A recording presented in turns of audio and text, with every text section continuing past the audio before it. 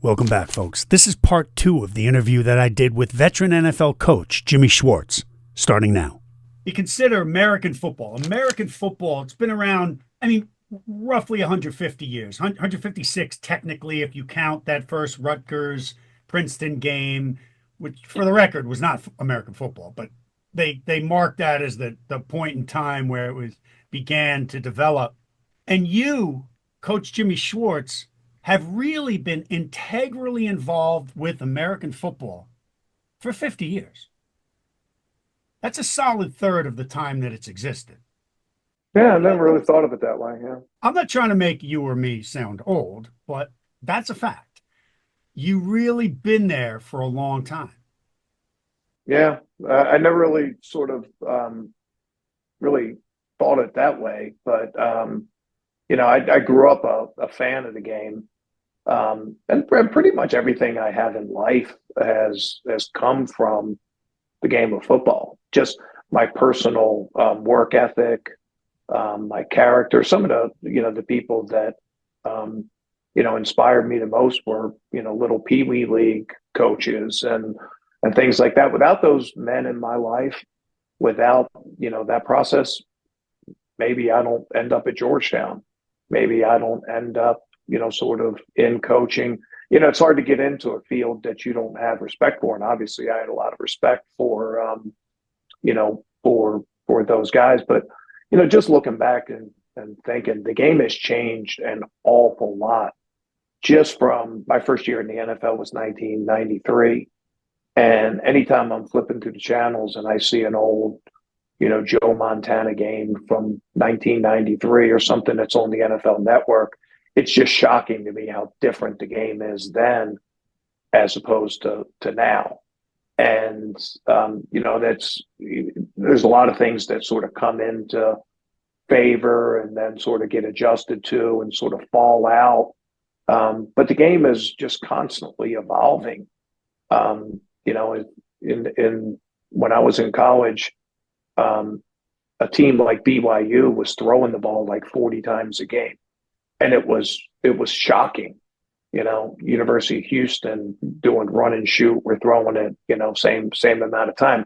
So many other people were running veer option and hardly throwing it at all. And it's just interesting to me just to watch the evolution, not just of the NFL game, but the college game, because this college game, there's so much more variety because there's so many more teams. And you have one team that is maybe running triple option. Some other team is running 5 wide receivers and run and shoot and throwing it every down. NFL's a little bit more homogenized, but it does, things go in waves and then things circle back. A lot of the zone read stuff that's in the NFL now, its roots are in option from the late 60s that came in. And you'll even see some goal line plays that look a lot like single wing offense. Everybody's sort of recycling things along the way. So and I guess there's a saying that particularly with young parents, they say the days are long but the years are short. Have you heard that one before? Like when you're in it, it seems like a long time, but when you step back, time flies. Well, that's the way I probably feel about my 50 years in football. Is the days are long, and when you're in it, you don't really see it, but that time goes by fast, and you can also mark that passage of time with just tremendous change and the way the game's played, and the financials of the game, the impact of the game, not just on the sports world but the social world.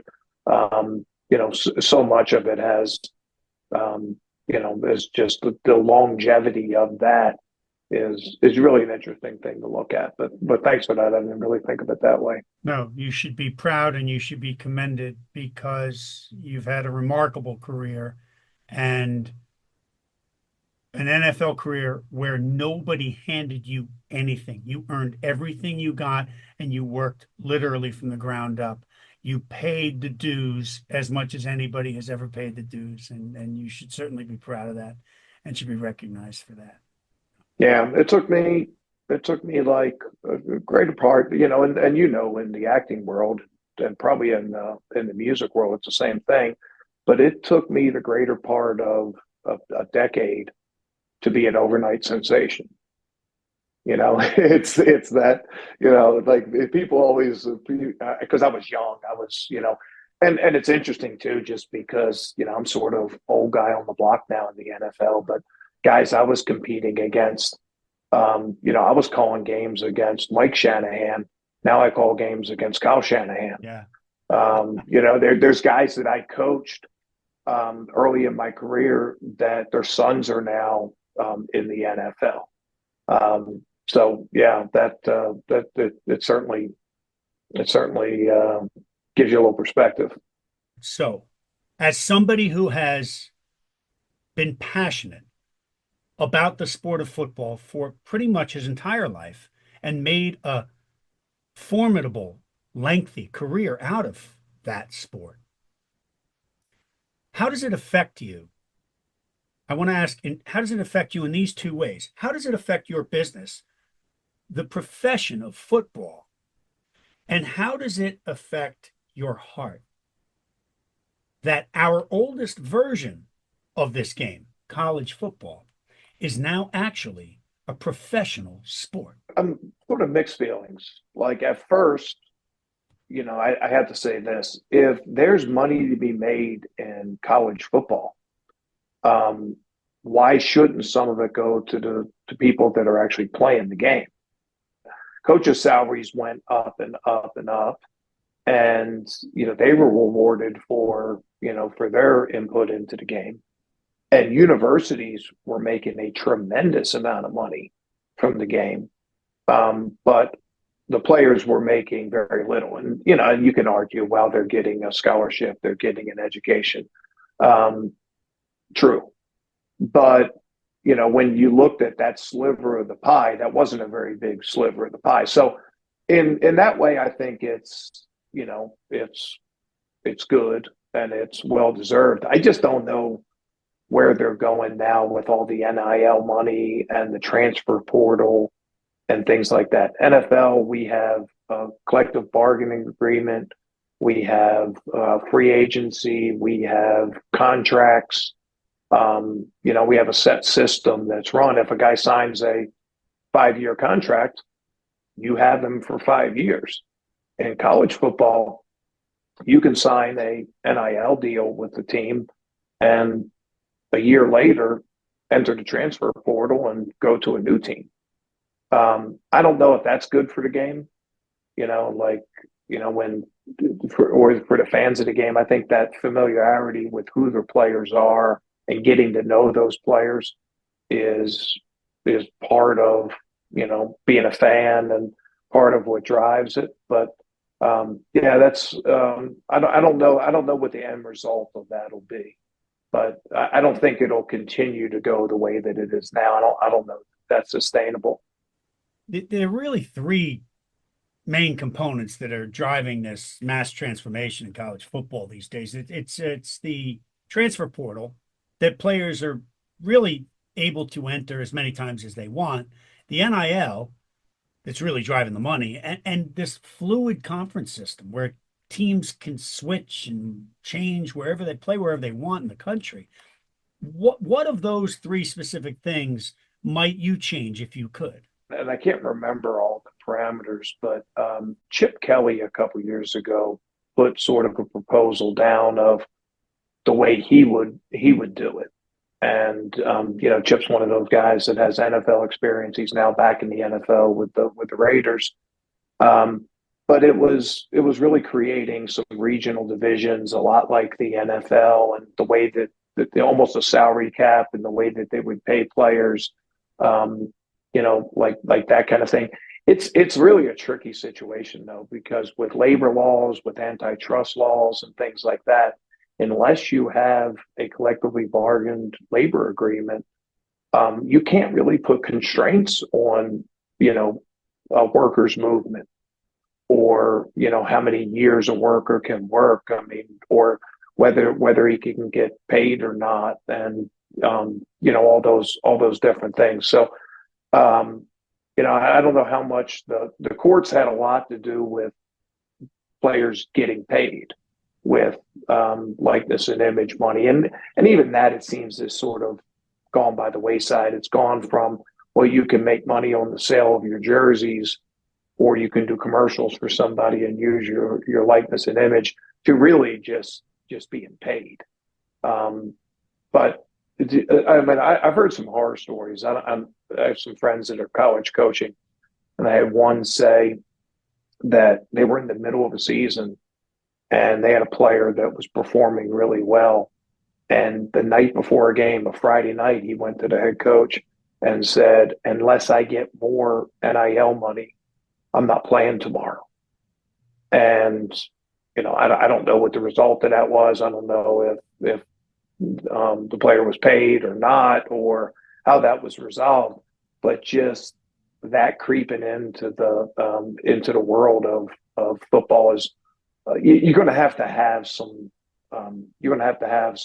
some rules and some a flattening across the conferences, the way they all treat things, and the courts will be a part of it. It's probably a little bit above my pay grade, but I think it's not going to finish the way that it is right now. Football, I think college football is in a transition period.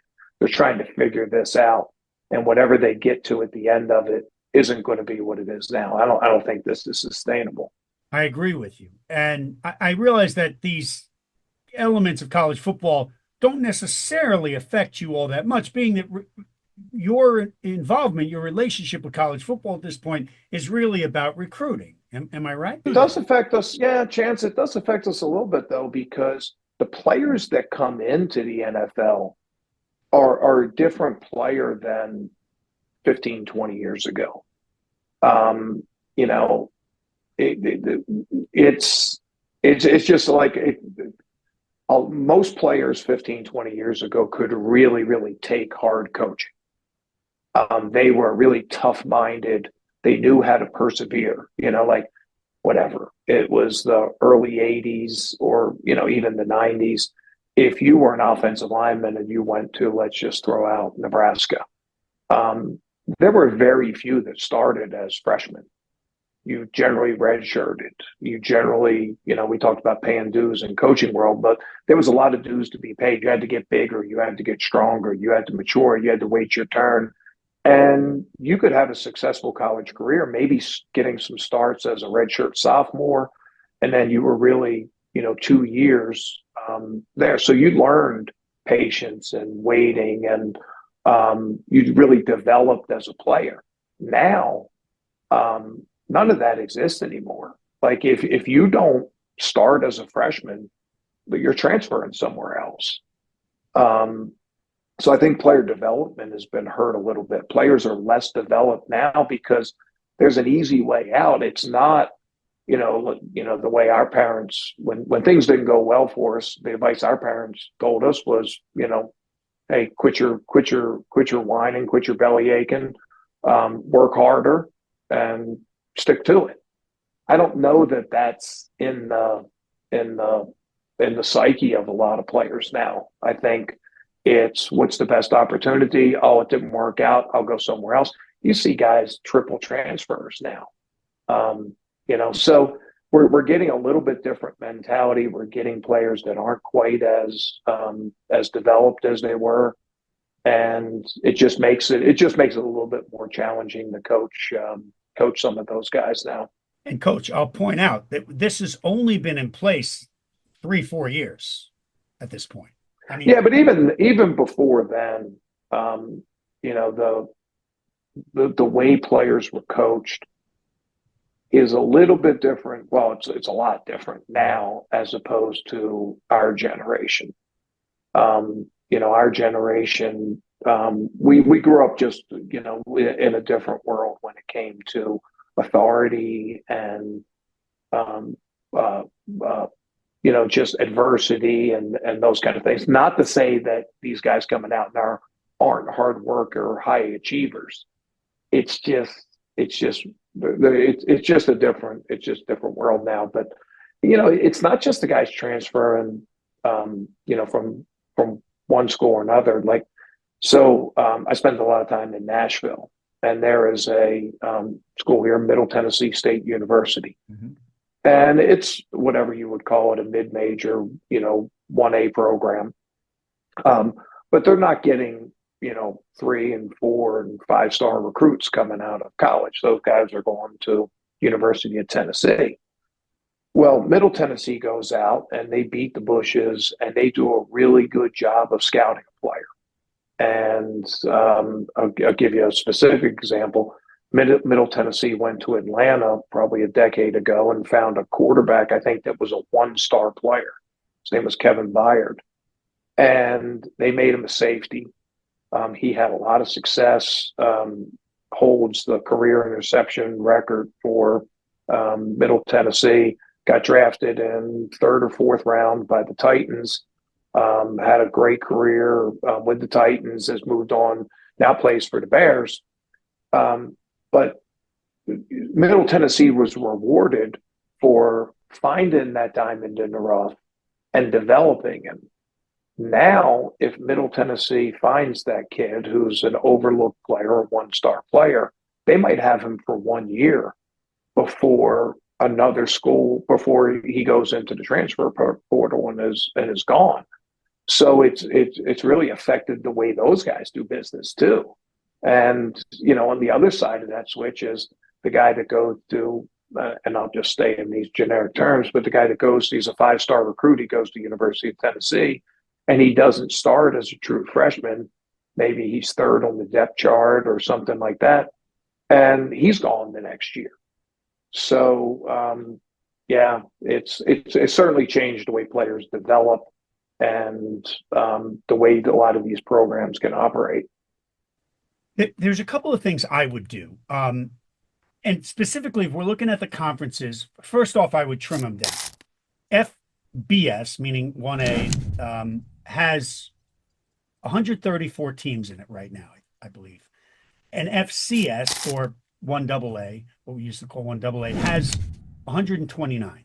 I would trim them to no more than 100 each. And I would create probably 10 conferences with about 10 teams in each. But those conferences are geographically restricted. And there's no budging on that. Like Washington, Oregon, UCLA, and USC, these are Pac-12 teams, but they're now Big Ten teams. Big Ten, for anybody who doesn't know, is a Midwestern conference. That's insane. It just makes no sense. Now, the teams in FBS, the top conference, that are lacking need to be reevaluated every couple of years, say 2, 3, 4 year period.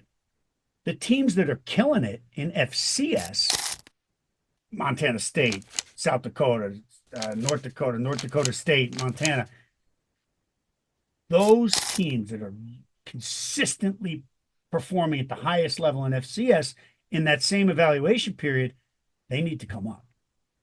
And the lacking ones from FBS need to go down. Oh, so now you're in the Premier League relegation. Yes. Yeah. And the North Dakotas that are kicking ass in the FCS and the Montana States that are doing it year after year, 3 or 4 of them get to come up and 3 or 4 of the other ones drop down to FCS. Yeah, I think well, first of all, the conferences make no sense now. Stanford, ACC, correct? Exactly. I mean, is there anything more synonymous with West Coast than Stanford? I mean, Stanford, USC, UCLA. I mean, it's West Coast. And not to get off in the football world, but it's not just in football are they in the ACC. They're in the ACC in women's swimming and field hockey and, softball and volleyball and everything else, where football has the advantage. They come east to play, and it's 1 day a week, and they're playing, or 1 day a week. They're playing, whatever, 11 or 12 games a year. So at most, they would have at most, they would have 6 sort of plane trips across the country to go play games. And they can get that done. But if you're in the women's field hockey team, I mean, how much sense does it make for the girls or ladies at Stanford to be playing at Duke or at NC State or at Georgia Tech all the way across the country? So I think it's probably going to be it's been maybe a little bit more of a slow death of the conferences, but you're going to have to just take all the conferences out and make it one super conference and then have divisions a lot like the NFL and have a whatever you'd call it, a college football super division. And here is our our West Coast conference. Here's our Southeast Conference. Here's our Northeast Conference. Here's our Midwest Conference, and look a lot like look a lot like the NFL. But for years, those conferences have held so much power and TV contracts and things like that. It's not going to be an overnight thing. I think that's where it's ended. And it's funny. I read a book way back in the day. Just sort of stumbled upon it. A writer named James Michener, who is one of the best historical fiction writers in history, wrote some great books like Centennial and Chesapeake and Alaska, and just that's his thing. He did very little nonfiction, but he wrote a book in 1976 called Sport in America, where he foretold all of college football and what's going on. And his argument back then was these teams are going to break away from their conferences and they're going to create super conferences. And that's what's going to, that's going to be the next wave. I remember reading that book. It was probably late 80s, maybe early 90s that I came across that book. I remember at the time shaking my head saying, that'll never happen. But, 25 years later, whatever it is, 40 some years later from when he forecasted, we're heading toward that. And it just makes more sense, like a lot of the geographical nature of college athletes used to be because of travel and because of basically families coming to the game. If you were from North Carolina and you signed at NC State, well, your parents / friends were going to be able to come to all the home games at NC State, and maybe half the road games they were going to be able to drive to. They could drive to Charlottesville, they could drive to Chapel Hill, they could drive down to Atlanta. And, you had that chance to be able to, see your family play. Now, it's just a different world. There's no more geographic regions, or there's less geographic regions in recruiting. It used to be really hard to get a kid from the West Coast to come all the way to East to play. Now it's not as hard. Same thing, because it's a lot flatter. TV has changed it. Ease of travel has changed it. But I think if you went to a flat conference and everybody was in the same thing, and you broke up those 100 teams into divisions, I think you would go back to the geographical. Number one, for travel. It would just make ease of operation, and you have natural rivalries. That's the college football is. Those rivalries are real. Oklahoma State, Texas A&M, Mississippi State. All those great rivalries all over college football are geographical for the most part. Later you had the Miamis and the Notre Dames and things like that, but the history of those rivalries was because of geographical location. You can get that back. When I was at Georgetown, our number one rival was Catholic University, which was Division III football. So, they were in our city. So when we played, we were the two Division III teams there. It was, hey, who's sort of the champion of DC? We're missing a lot of that now when when Stanford is playing NC State. Well, yeah, and geography is central to these rivalries in college, and the rivalries are central to the excitement of college football. And they totally have to lock down this conference situation. Now, a couple of those rivalries that you mentioned have been totally disjointed, specifically because of this fluid conference situation. Oklahoma and Oklahoma State are no longer in the same conference. Oklahoma went over to the SEC, and A&M went over to the SEC years back, and Texas was in the Big 12 for many, many years, and then they since have joined them over in the SEC. So it's really hard to keep track of. But I guess the most important question I have for you today, Coach Jimmy Schwartz, is in these 50 years that you have been integrally involved with the sport of football. It's been a major component of your life and career all that time. With all the changes and craziness that we're seeing in the game today, is it still a great sport? Yeah, I mean it's the best sport. I don't know that there's any that. Yeah, I think the number one thing that makes it such a good sport is because there's 11 guys on the field for offense or for offense and defense. There's 22 players on the field. So even though there's some individual aspects to it, it's still the greatest team game. And there is some, there's some humility and some of team over self that is a lot more prevalent in football than it is in other sports. Basketball, there's only five guys. Baseball is, for the most part, it's pitcher versus batter. I understand there's fielding and things like that. And then so many other sports are individual sports. But to learn the teamwork and relying on other people and doing your part, there's no better sport because you have so many guys on the field. Strategy and scheme means so much more.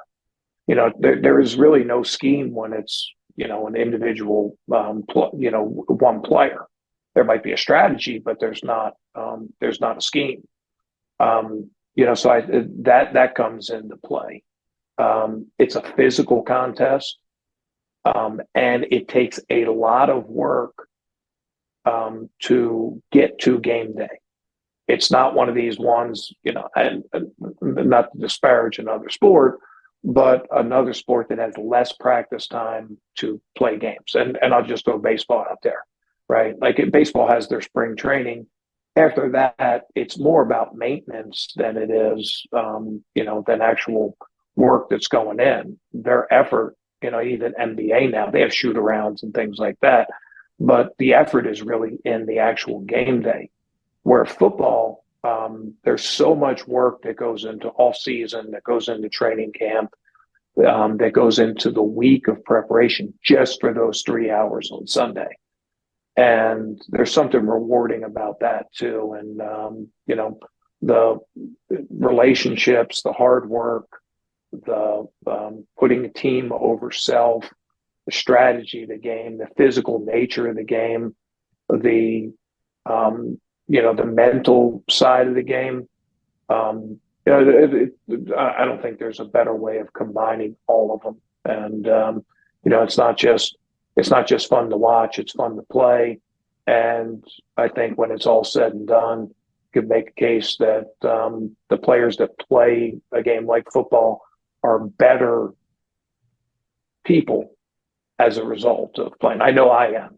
Well, great minds think alike, Coach, and I agree with you. I am too. And I happen to think that all boys who are physically able, because not everybody is physically able, but all boys who are physically able to play football should play it at some point in their life, at some level, because I know that I learned more playing football than I ever learned in any classroom or even any work environment anywhere. Yeah, I mean, I'd agree with that. I mean, I have a degree in economics from Georgetown, but the lessons or what I've used over the course of my post-college life has not been the classes I attended at Georgetown. I've probably forgotten everything that I learned in those classes. It's generally been the relationships that I made with other men on the football team, and the hard work we went through, and the success and failure that we had, and what we learned from that, and those bonds. That's been much more useful in my life than what I learned in, international economics, or what I learned in, American 20th century literature. Those are important things, but the lessons and the bonds and the relationships with those men have been the big driving factor in my life, and not just my professional life, but also the way that I've raised my kids and the values that I try to instill in them. It's stuff that I sort of learned from some of my teammates, and every single one of those guys, from our mutual friend Stu Muller to Hugh Golden and Mike Hussey. My kids were raised in some way because of the effect and the interactions I had with those guys way back at Georgetown from 1985 to 1989. Well, for the record, Coach, for what it's worth, I do think you made the right career choice. Well, another thing that was funny, when I decided I was going to try to coach, there was an assistant AD at Georgetown, and I went to him and said, like, "Hey, I want to try to be a college football coach." And originally, my goal was I wanted to go to grad school. I wanted to get a PhD in economics. I wanted to be a member of faculty and coach at an academic college. Mm-hmm. It wasn't until I got a little taste of big time college football that I was like, wait a minute, like, I think I could do this. I just looked up to those guys so much, and then you go and watch the sausage being made, and you're like, hey, wait a minute, I think I can make a run at this. But I had an AD, and I went and said, like, hey, what contacts do I need? How do I go about it? Like, what is this thing called a graduate assistant position? Everything else. He told me, I'll leave his name unsaid, but he said, don't get into coaching. You will not be successful at it. And the best way to sort of motivate some people is tell them they can't do something. I don't think that had a lot to do with me, but it was just interesting that, whatever it's been, close to 40 years ago, he didn't even encourage me. Instead of like me coming to him and saying, wow, that's great. That's a noble profession. You can make a difference in people's lives. I think that's outstanding. I'll help you in any way. I was sort of dismissed and said, that's not for you. You won't be successful at it.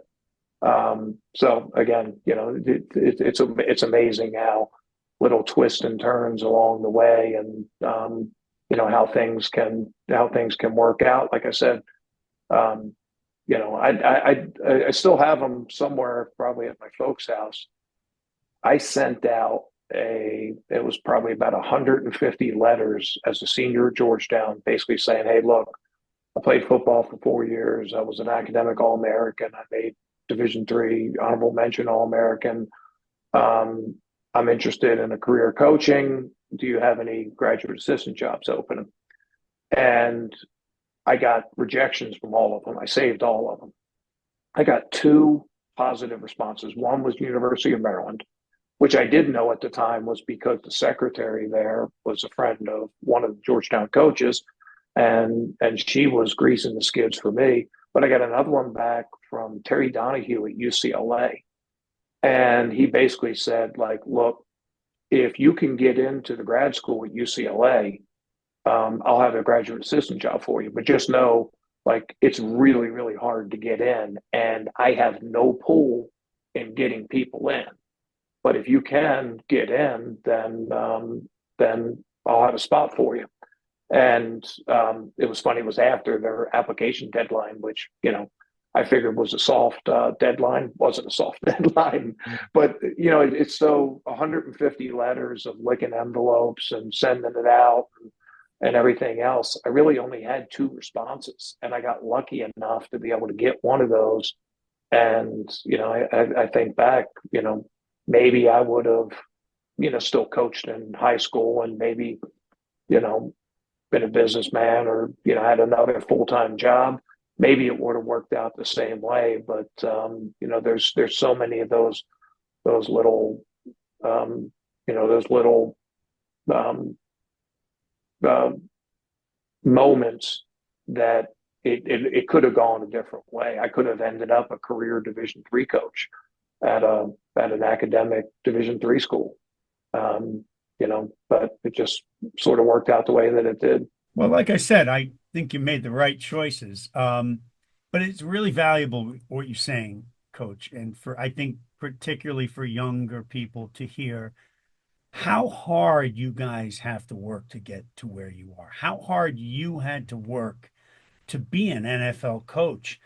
I mean, you guys really pay your dues along the way. Yeah, I mean, it was, and maybe a little bit less now because the staffs are so much bigger, and technology has made it easier to be able to do our jobs the way that the video is on computers, and you can cut it up 1,000 different ways. We used to have to do all that by hand, and for the first, this is a year I think 33 for me in the NFL.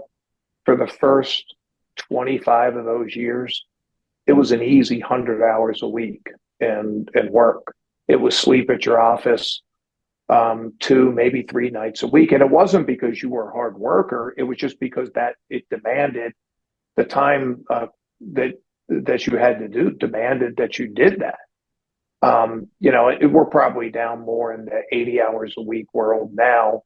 And as I get older, I just become a lot more efficient in how I operate, and the experience of having done it. It doesn't take me as long to go through, but all that time, and again, like I never did this to to have a lot of money or for the fame or anything else. I did it because I liked it, and it was like, okay, how can I do something I like and make a living?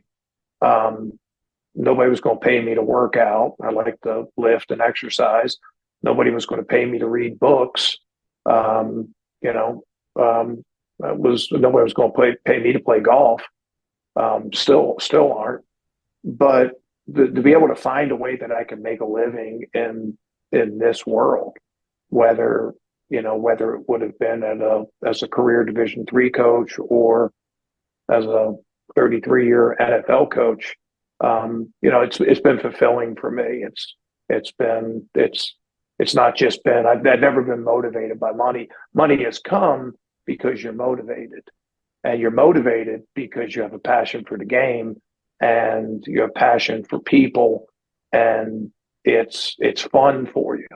And anybody that's ever said like, hey, you have a great work ethic, it's like, well, you haven't seen the inside of my car, right? I obviously don't have a great work ethic. It's just cleaning out the inside of my car is not fun.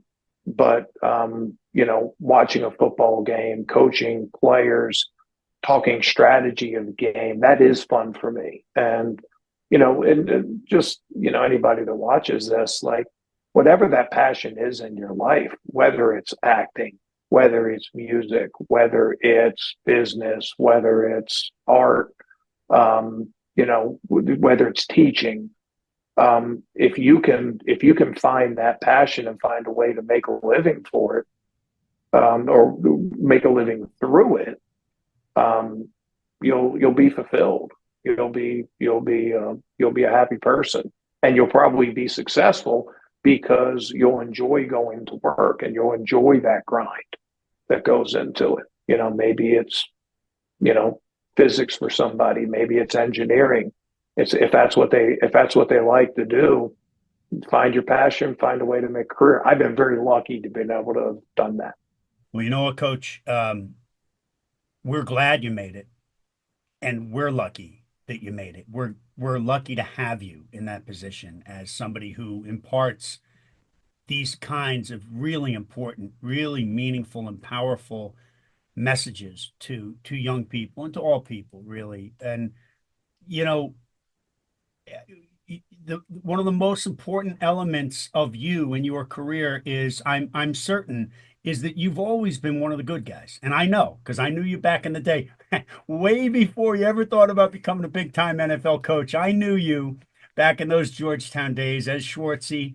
And you know what? Schwartzy was always one of the best dudes and always one of the best teammates. And I have to believe that is a pivotal part of the reason you're so successful and that you've had this longevity and that you have found this happiness in your career. And I just want to say to you once again, I have great admiration for you and all that you've accomplished. You're a great guy. And I want to thank you once again for coming on and spending this time with me and sharing your spirit and insight about the game that you love and the game that I love. And we really appreciate it. This is Coach Jim Schwartz, ladies and gentlemen, Super Bowl champion as defensive coordinator, and I think very likely Super Bowl champion in the future as a head coach. We'll see.